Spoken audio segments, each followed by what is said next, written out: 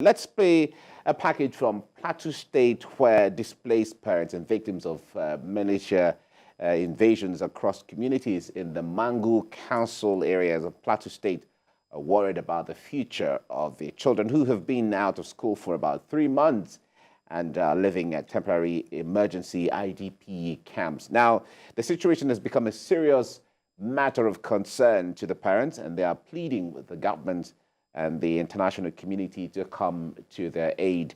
There is fear that the children might turn out to be a menace to society if they stay too long at home or out of school.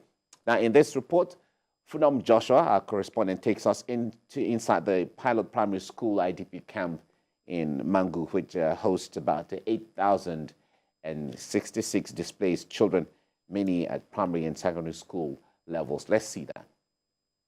Education is a foundation for the development and progress of any society. Early education helps build a child's cognitive, physical, social, and emotional proficiency, which helps prepare them for life challenges in the future. 8,066 children have been displaced following the persistent attacks and killings across 49 villages in the Mangu Council area of Plateau State in recent times. The children have been out of school for a long time. Parents now worry that if nothing is done soon to redress the situation, many children might become a menace to society. Since April, when this thing started, these children has been here without any school, because in the villages that they came from, the 53 villages that are affected, all of them have primary schools there, and all of them has flee from the village because the villages are destroyed completely. So they are just staying here, no school, nothing. They are praying for the government if they can send in teachers to organize some classes for the people here. We are here in the IDP camp for getting to 3 months here. Then our children, they are just malangering about there is no any school, and the school have stopped because due to the condition we found ourselves. We need the support of the government to help us, because there is no any school in our villages because they have been destroyed all the places. We need help from our government, because these 3 months we not get it easy. Since this thing happened, our children, both the primary school in Mangu local government, have been closed. These children in the camp have devised a means to stay away from idleness. They play football to keep fit and stay away from vices. They want to return to school. Please, want to go back to school. Let the government help us to go back to school.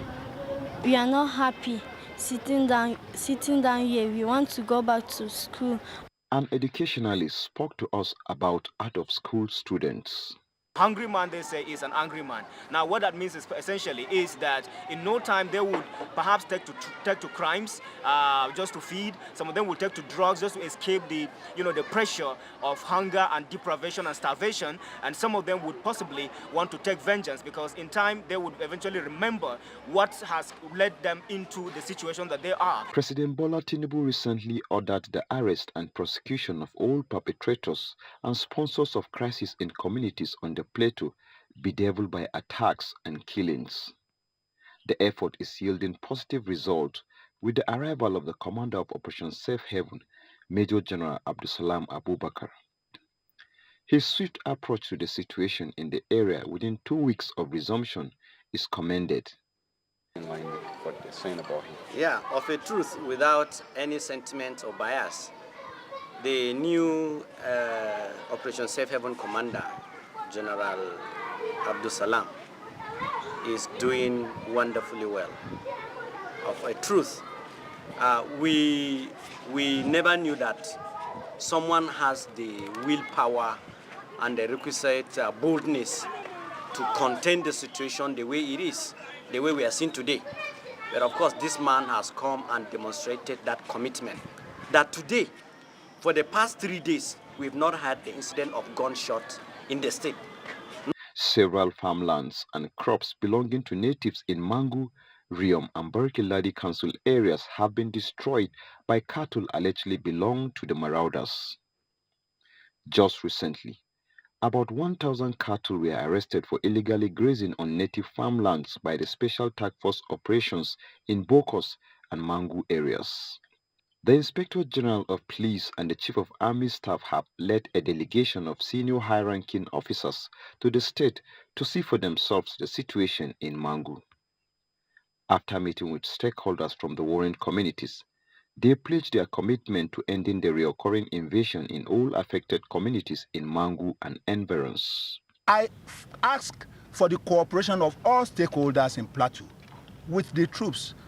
Give them information, trust them, respect them. They will respond.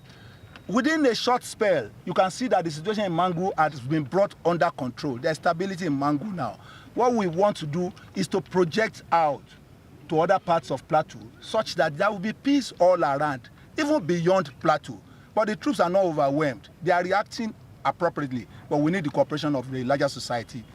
Be rest assured that these troops under my command will give their very best, and they will stamp out every form of insecurity and bring peace and stability to law-abiding citizens.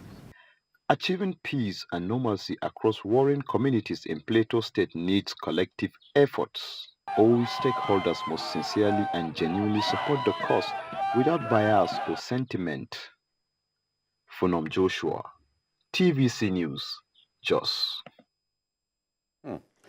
When the Major General, the Chief of Army Staff, is doing press up. Setting an example there. Yeah, exactly. There's nothing that motivates people like when you see your Commander-in-Chief, okay, not Commander-in-Chief in the presidency, but then when in you the see your boss, right, you know, coming to your level to do all of the things you do, and let's do this thing together. I can just imagine the morale amongst the troops when he was doing, you know, that press